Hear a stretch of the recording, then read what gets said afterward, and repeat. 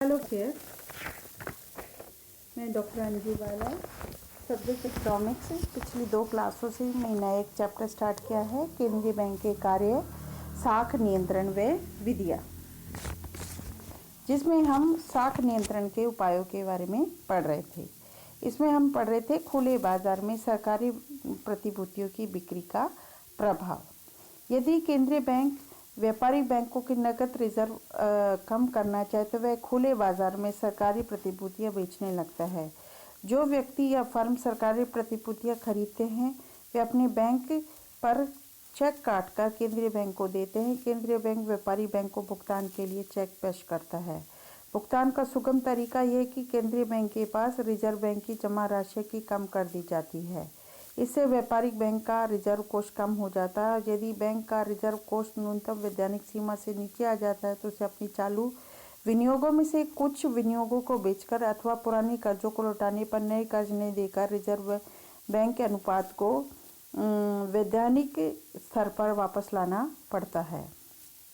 यदि जनता सरकारी प्रतिभूतियों को नहीं खरीदना चाहे तो वह केंद्रीय बैंक क्या कर सकता है? उत्तर में ये कहा जाएगा कि प्रत्येक वस्तु की एक कीमत होती है जिस पर वह बेची जा सकती है। अतः केंद्रीय बैंक को सरकारी प्रतिभूतियां बेचने उनका भाव घटाना पड़ सकता है, जिसका अर्थ हुआ ब्याज में वृद्धि।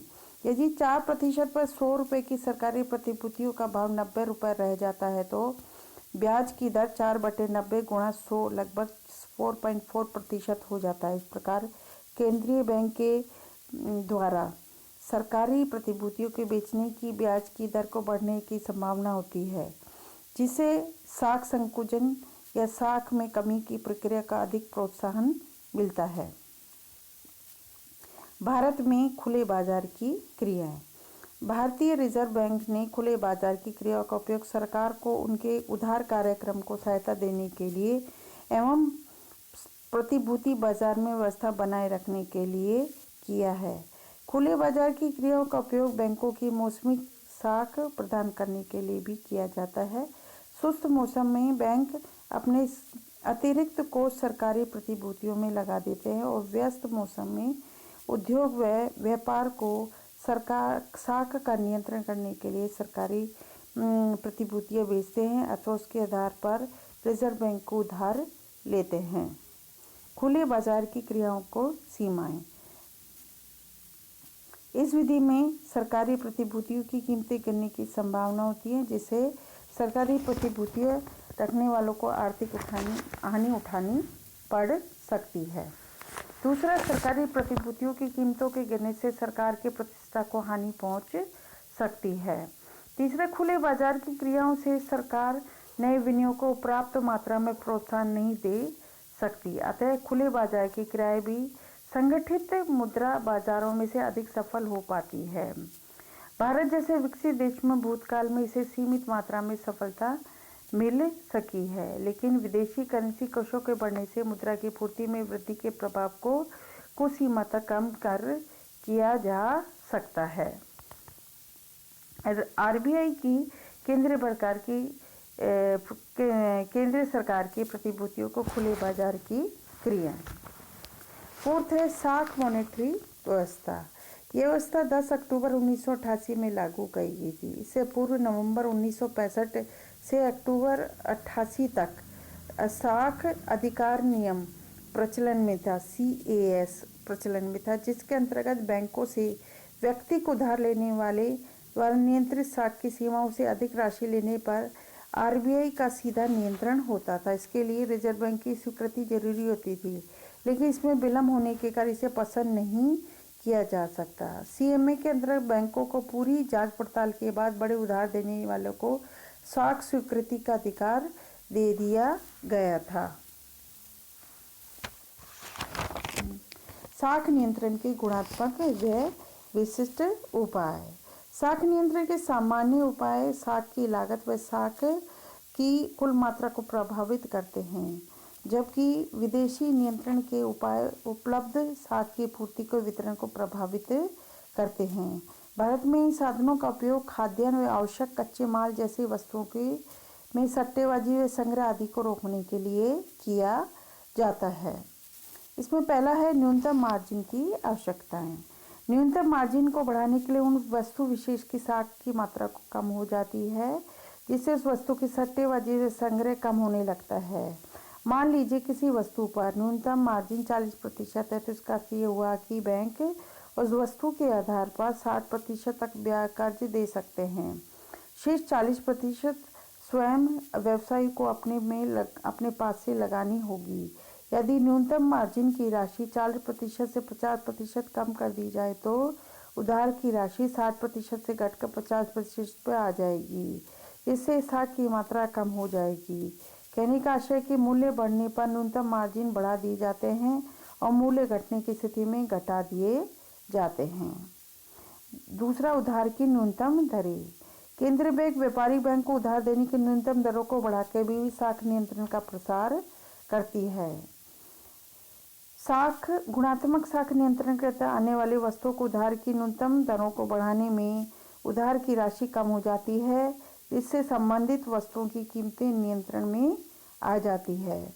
प्राय न्यूनतम मार्जिन व उधार की न्यूनतम दरों को एक साथ प्रयोग में लाया जाता है। तीसरा, उधार की अधिकतम सीमाएं। विभिन्न व्यवसायों के लिए उधार की सीमाएं निर्धारित करके भी साख नियंत्रण किया जाता है। कभी कभी केंद्रीय बैंक व्यापारिक बैंक को ये कह देता है कि अमुक अवधि के लिए, अमुक कार्य के लिए अमुक राशि के ज़्यादा उधार नहीं देंगे। इसके बाद है अन्य उपाय, जिसमें पहला है नैतिक दबाव। साख नियंत्रण में मात्रात्मक उपाय के अलावा देश में केंद्रीय बैंक अपने नैतिक दबाव या प्रभाव का उपयोग भी करती है। समय समय पर व्यापारिक बैंक को पत्र लिखकर उस पर जोर डालती है कि वे साख नियंत्रण करें और वह विशेष वस्तु पर उधार की राशि को कम करें। बैंकरों के उद्देश्य के लिए विचार विमर्श भी किया जाता है। अगला है प्रचार।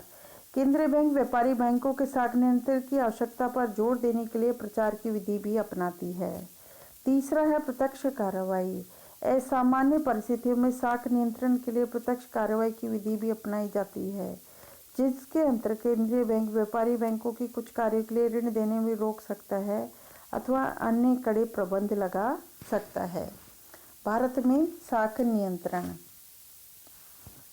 भारत में रिजर्व बैंक की नीति नियंत्रित साख विस्तार कर रही है। इसका तरफ बैंक में देश में उत्पादन बढ़ाने के लिए साख नियंत्रण का विस्तार किया। इसके लिए अनुत्पादक कार्य, सट्टेबाजी व अनुचित संग्रह व अन्य समाज विरोधी कार्यों के लिए साख को कम करने की नीतियां अपनाई जाती है। इसके लिए समय समय पर बैंक दर, SLR, CRR में परिवर्तन किए जाते हैं।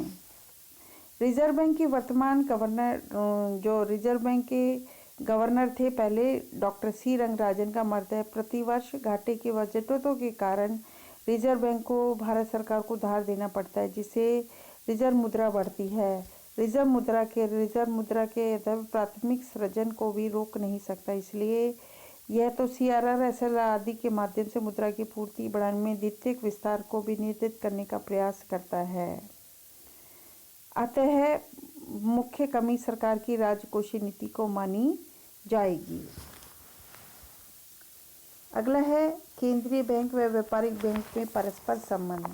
पहला, प्राथमिकता प्राप्त क्षेत्र जैसे कृषि, निर्यात, लघु उद्योग और स्वरोजगार में संलग्न व्यक्तियों व कारीगरों आदि को अधिक मात्रा में ब्याज कर्ज दिया जाता है।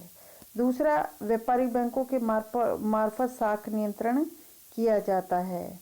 तीसरी, केंद्रीय बैंक व व्यापारिक बैंकों में परस्पर निर्भरता पाई जाती है, क्योंकि देश की अर्थव्यवस्था में केंद्रीय बैंक व्यापारिक बैंकों का मिला जुला योगदान रहता है। चौथा, केंद्रीय बैंक व्यापारिक बैंकों के विकास की जिम्मेदारी। केंद्रीय बैंक बैंकिंग प्रणाली के विकास के लिए कई प्रकार के कार्य करता है। इसके लिए व्यापारिक बैंकों की क्रिया को नियंत्रित करने के लिए व्यापक रूप से उधार दिए गए। भारत में बैंकिंग व्यवस्था प्रारंभ करने के लिए पूर्व प्रत्येक देश को रिजर्व बैंक के लाइसेंस देना पड़ता है। बैंकों के लिए न्यूनतम परिदत्त पूंजी, रिजर्व अनुपात, नकद व अन्य तरल परिसंपत्तियों के लिए शर्तें निर्धारित करता है। यह बैंकों की जांच भी करता है, उसके प्रबंध भी नियंत्रण में रखता है। Thank you very much.